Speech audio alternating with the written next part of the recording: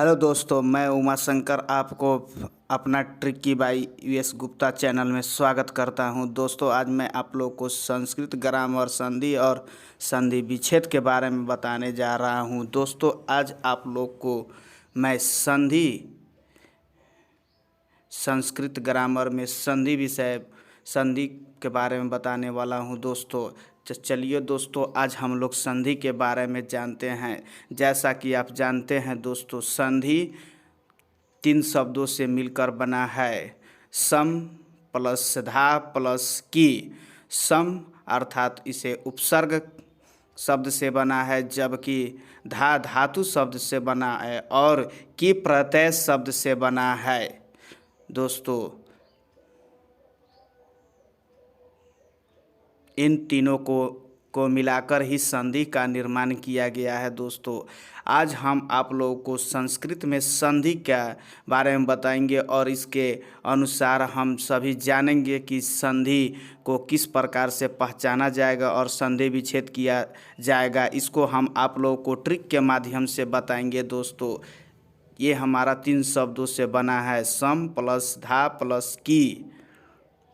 सम उपसर्ग से लिया गया है, धा धातु शब्द से लिया गया और की प्रत्यय से लिया गया है। दोस्तों, संधि को हम लोग संस्कृत में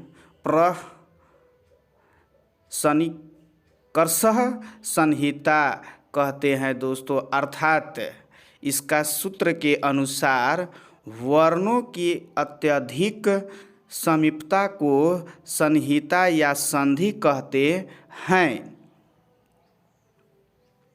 अर्थात संधि को संहिता, संस्कृत में संहिता भी कहते हैं। दूसरा का पॉइंट है दोस्तों, वर्णों को मिलने से जो परिवर्तन या विकार उत्पन्न होता है उसे संधि विच्छेद कहते हैं। अर्थात संधि संहिता को कहते हैं, जबकि वर्णों के मिलने से जो विकार उत्पन्न होता है उसको संधि विच्छेद कहते हैं। जैसा कि आप जानते हैं, विद्या प्लस आलय अर्थात विद्यालय, विद्या में के सबसे पहला शब्द के अंत में आ है और दूसरा शब्द के प्रारंभ में आ है, अर्थात आ को मिलाकर आ हो जाता है।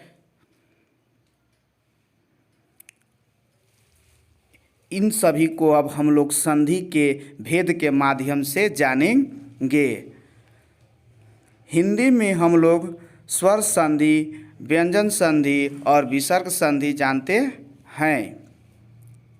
उसे हम लोग संस्कृत में अच स्वर संधि, हल व्यंजन संधि और विसर्ग संधि कहते हैं। यह मुख्यतः 3 प्रकार के होते हैं। अब हम लोग इसके बारी बारी से इसके बारे में समझते हैं। चलिए दोस्तों, अब हम लोग पहला संधि अच स्वर संधि के बारे में जानते हैं। अच संधि, अच संधि 2 अच अर्थात स्वरों के मेल को अच संधि कहते हैं। जैसे कि आप जानते हैं, हिंदी में स्वर को मिलने से स्वर संधि का निर्माण होता है, उसी प्रकार से इसमें अच में अर्थात स्वरों को मेल से जो बनता है उसी को अच या स्वर संधि कहते हैं। संस्कृत में अच संधि के 8 भेद होते हैं। अच संधि के कितने भेद होते हैं? 8 भेद होते हैं। इन सभी 8 भेदों के बारे में हम धीरे धीरे ट्रिक के माध्यम से इसको जानेंगे। दोस्तों, यह इसके माध्यम से मैं आप लोगों को ऐसा ट्रिक दूंगा दोस्तों, जिसे आप पढ़कर अच्छी से अच्छी अंक ला सकते हैं। दोस्तों, तो चलिए दोस्तों, अब हम लोग धीरे धीरे अच संधि के भेद के बारे में जानते हैं। सबसे पहले हम लोग जानेंगे दीर्घ संधि, अर्थात दीर्घ संधि में को बनाने के लिए यदि किसी शब्द के अंत में अ या आ हो, क्या बोले, यदि किसी शब्द के अंत में अ या आ हो या फिर उसके अंत में हर्षय या दीर्घई हो, हर्षव या दीर्घऊ हो और दूसरे शब्द के प्रारंभ में अ या आ हो, हर्षई या दीर्घई हो, हर्षौ या दीर्घौ हो, या हर्ष री या री हो, तो वह सभी को मिलाकर बनता है। जैसे अ या आ को मिला देंगे तो आ हो जाता है। आ को मिलाने पर आ, या आ को मिलाने पर आ हो जाता है। अर्थात कहने का अर्थ है किसी को अर्थात मिलाइएगा तो वह दीर्घई हो जाता है। हर्षई हर्षई दीर्घई, हर्षौ हर्षौ दीर्घौ, हर्षरी हर्षली को मिलाने पर दीर्घ री हो जाता है। दोस्तों आप लोग ये जो बॉक्स में बनाए हैं उसको ट्रिक के माध्यम से समझिए। अगर कोई बोल देता है कि दीर्घ संधि को कैसे पहचाने जाते हैं, तो उसके लिए मैं आप लोग को एक बॉक्स में बहुत ही शॉर्ट ट्रिक में बता दिया हूँ दोस्तों। तो चलिए दोस्तों देखिए, संधि स्थल पर आ हर दीर्घई दीर्घौ और री होने पर दीर्घ संधि होता है। यह बड़ा मात्रा होती है, इसे याद कर लीजिएगा दोस्तों, यह बड़ा मात्रा होती है। और यदि उसमें संधि में अगर आ हर्ष दीर्घई हर्ष दीर्घौ और दीर्घ री होने पर दीर्घ संधि कहलाता है। अब हम लोग उदाहरण के माध्यम से इस संधि के बारे में, दीर्घ संधि के बारे में जानेंगे। उप प्लस अध्याय अर्थात इसको जोड़ने पर उपाध्याय हो जाएगा। देखिए दोस्तों, इसके अंत में अ और अ मिलकर आ हो गया। उसी प्रकार से हम लोग दूसरा उदाहरण से समझते हैं। दूसरा उदाहरण है बी प्लस इच्छते, दोनों को मिलाने पर बिछते हो जाएंगे। उसी तरह से बहु प्लस उत्सव को मिलाने पर बहु उत्सव, उसी प्रकार से प्रीति प्लस ऋण्यनम को मिलाने पर प्रीत्यणम होगा दोस्तों। इस माध्यम से देखिए दोस्तों, हमने आपको अंत में आ रहा है और इसको अध्याय में आ रहा है। और अ को मिला देने पर आ हो गया।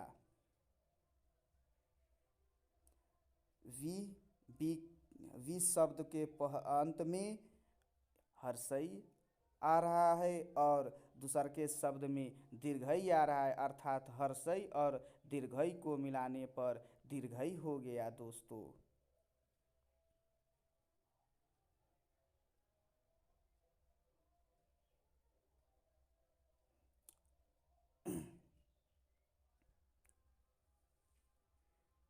इस प्रकार से आप बहु प्लस उत्सव को मिलाइएगा तो बहु उत्सव हो जाएगा। इसमें पहले शब्द के अंत में दीर्घौ और दूसरे शब्द के प्रारंभ में हर्षौ है, तो इन दोनों को मिलाने पर दीर्घौ हो गया। उसी तरह से पृथ्वी के अंत में दीर्घ हर्ष हर्ष री और दीर्घ री को मिलाने पर दीर्घ री हो गया दोस्तों।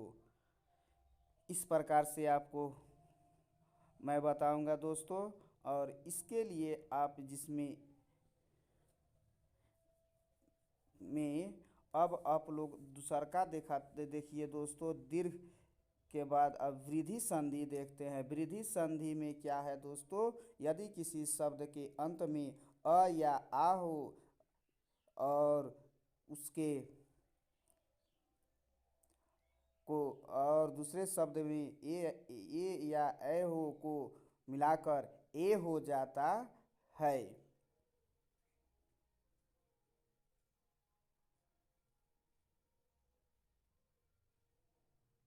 या फिर अ या आ हो और अ या आ को ओ या औ को मिलाने पर अ हो जाता है। उसी प्रकार से अ या आ को हर्ष री से मिलाने पर आर हो जाता है दोस्तों। यह वृद्धि संधि में होता है। वृद्धि संधि को पहचानने के लिए मैंने आपको बॉक्स में बता रहा हूँ दोस्तों।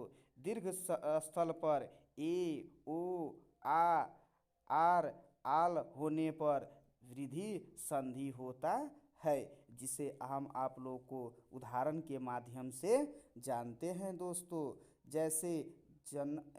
जैसे इसमें देख लीजिए, ये आपके जो शब्द है उसमें एक ऐकार है, औकार है दोस्तों, या आर है, अर्थात इसमें अधिकतम दो मात्रा होती है। जिसमें दो मात्रा होती है वही वृद्धि होती है दोस्तों। तो चलिए दोस्तों, अब हम लोग उदाहरण के माध्यम से इसे समझते हैं। इसमें उदाहरण में है जना।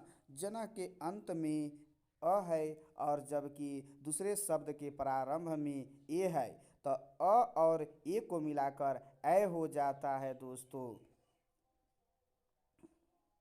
तो जनः प्लस एकता को मिला देंगे तो जनैकता हो जाएगा दोस्तों। उसी प्रकार से महा प्लस ओजस को मिलाकर महाहोजस्य हो जाएगा दोस्तों। प्रह प्लस ऋणम को मिलाकर प्राणयनम हो जाएगा दोस्तों। इसके उदाहरण को भी हम आपको बॉक्स के माध्यम से लिख दिए हैं दोस्तों कि अ और ए को मिलाकर ए हो जाता है और आ और आ को मिलाकर ए हो जाता है दोस्तों। अब हम लोग स्वर संधि यच संधि के तीसरा भेद गुण संधि के बारे में जानते हैं दोस्तों। यदि किसी शब्द के अंत में अ या आ हो और दूसरे शब्द के आरंभ में हर्षई दीर्घई हो तो ए हो जाता है। हर्षौ दीर्घौ हो तो ओ हो जाता है। हर्ष री दीर्घ री हो तो अर हो जाता है और ली हो तो हर्ष ली हो तो अल हो जाता है, जिसे हम बॉक्स के ट्रिक के माध्यम से बताए हैं दोस्तों। जिसमें संधि स्थल पर ए ओ और अल होने पर गुण संधि होता है।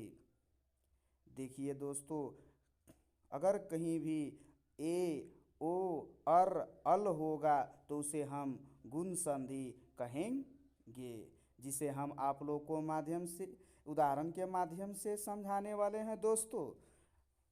यदि किसी शब्द के में एक मात्रा अर्थात ए ओ रहे तो उसे हम गुण संधि कहेंगे दोस्तों। जैसे उप प्लस इंद्र अर्थात उपेंद्र, इसमें अ और हर्षई को मिलाकर ए हो गया दोस्त। उसी तरह से लंब प्लस उदर अर्थात लंबोदर। देव प्लस ऋषि अर्थात देव ऋषि होगा दोस्तों।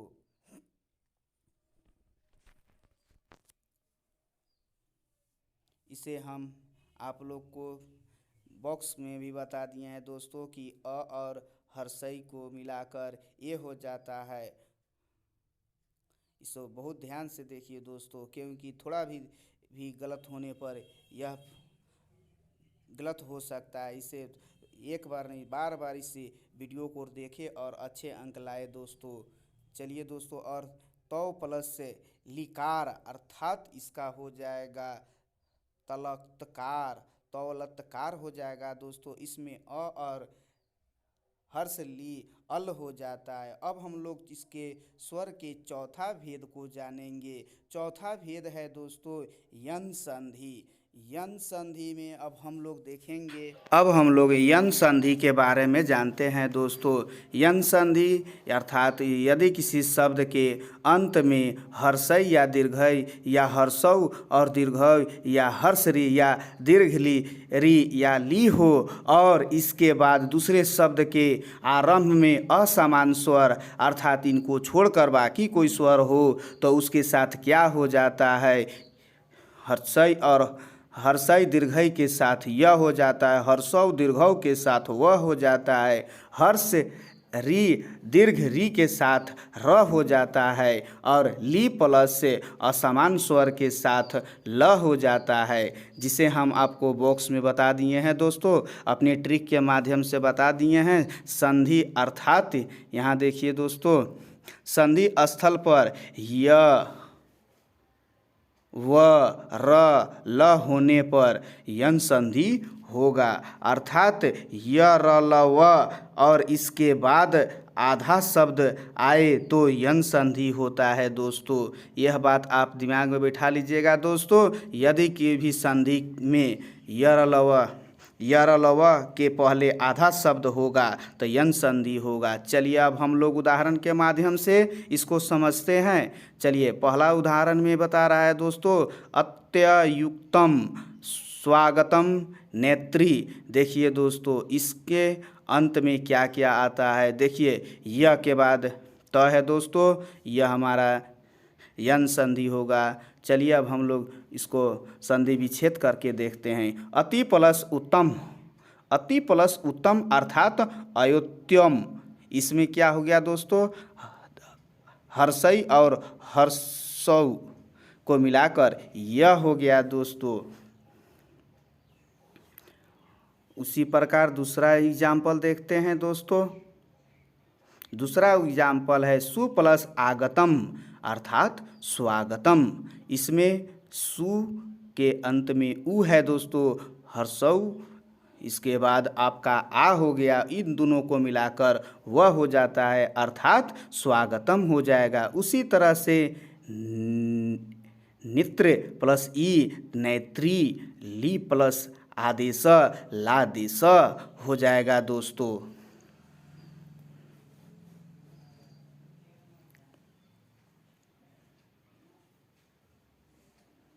ली और आ ल हो जाता है दोस्तों।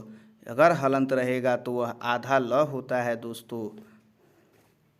चलिए अब हम लोग नेक्स्ट पांचवा स्वर संधि के भेद को जानते हैं। पांचवा स्वर संधि अयादि संधि है दोस्तों। इसमें क्या होता है दोस्तों, यदि किसी शब्द के अंत में ए ओ औ हो और इसके बाद कोई स्वर हो तो उसमें क्या होता है दोस्तों, ये के साथ कोई स्वर होगा तो ए हो जाता है, ए के साथ कोई स्वर होता है तो आय हो जाता है, ओ के साथ कोई स्वर होता है तो औ हो जाता है, और कोई के साथ औ के साथ स्वर होता है तो औ हो जाता है, अर्थात य र ल व, य र ल व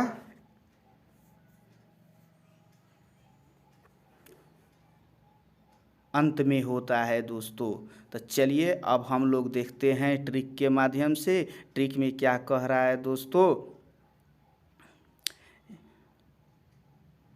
इसके अंत में देखिए ऐ, इसका अंत में आय, इसका अंत में वै और आओ वै है दोस्तों। यह सब दी के संधि स्थल पर य व से पहले आ होने पर हो जाता है दोस्तों, जिसे हम आपको उदाहरण के माध्यम से बताते हैं। जैसे कि चैनम, इसके अंत में इसके चे प्लस ऐनम अर्थात चैनम हो गया। इसके पहले शब्द के अंत में ए है और दूसरे शब्द के आरंभ में अ है, दोनों मिलकर ए हो गया दोस्तों। उसी प्रकार से नए प्लस अंक अर्थात नायक हो जाएगा। इसके पहले शब्द के अंत में ए है और दूसरे शब्द के आरंभ में अ है, अर्थात दोनों मिलकर आए हो गया। उसी तरह से पौ प्लस अन्न अर्थात पवन, पौ प्लस अंक अर्थात पावक होगा। इसमें देखिए दोस्तों ए और अ मिलकर ए हो गया।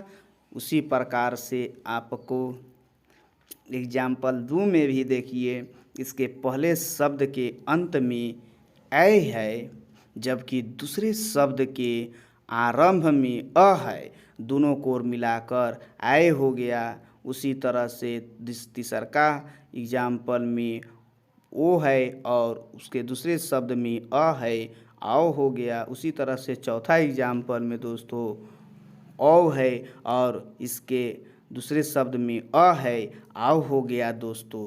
इस तरह से आपका अयादी संधि खत्म हो गया दोस्तों। अयादी संधि ए ऐ ओ औ को मात्रा नहीं आती, इसमें अधिकतम 3 अक्षर का शब्द होता है। अयादी संधि में 3 अक्षर का शब्द होता है। अब हम लोग छठा जानते हैं दोस्तों। छठा हमारा स्वर संधि है प्ररूप संधि। प्ररूप संधि, यदि किसी शब्द में, जैसा कि यहाँ लिखा हुआ है, ऐसा उपसर्ग जिसके अंत में अ हो और बाद ए ओ हो तो प्ररूप संधि कहलाता है। जैसे कि यहाँ अ प्लस ए तो हो जाएगा दोस्तों ओ। अ के साथे अगर ए हो ओ हो तो ए हो जाता है और ओ हो जाता है। जैसे देखिए यहाँ पर आपको हम एग्जाम्पल के माध्यम से समझाते हैं दोस्तों। प्रह प्लस एजते प्रेजयते, जैसे यहाँ ए और ए मिलकर ए हो गया दोस्तों। ए और प्लस ए मिलकर ए हो गया दोस्तों। उसी तरह से दूसरा एग्जाम्पल में देखिए दोस्तों, प्र प्लस औसती अर्थात प्रोसती, इसमें अ दूसरे शब्द के शुरू में अ है, जिसे मिलाने पर ओ हो गया अर्थात प्र प्लस औसती अर्थात प्रोसती होगा दोस्तों। इसे जो लिखवाए हैं उसे बॉक्स में उसे ढंग से पढ़िए ताकि आप एग्ज़ाम में संधि को पहचान सकते हैं दोस्तों कि स्वर संधि में कौन कौन कैसे संधि विच्छेद होता है। चलिए अब हम लोग 7वां स्वर संधि के भेद को जानते हैं। 7वां स्वर संधि के भेद है पूर्व रूप संधि। पूर्व रूप संधि अर्थात पहले इसमें ए और अ को मिलाकर ऐ हो जाता है। इसमें जो ड आकार का होता है यह रुक कर आवाज़ देने युक्त होता है दोस्तों। चलिए अब हम लोग इसको उदाहरण के माध्यम से भी समझते हैं। उससे पहले देखिए कि यदि किसी शब्द के प्रारंभ में ए हो और दूसरे शब्द के पहले शब्द के अंत में ए हो और दूसरे शब्द के आरंभ में अ हो तो ऐ हो जाता है। जैसे कि यहाँ आपको हरे प्लस अव हरेव, हरे प्लस एव अव अर्थात हरेव हो जाएगा। इसमें किसी का उच्चारण करते वक्त थोड़ा सा रुक कर बोला जाता है दोस्तों, वही पूर्ण रूप संधि कहलाता है। चलिए दूसरा का एग्जाम्पल को देखिए।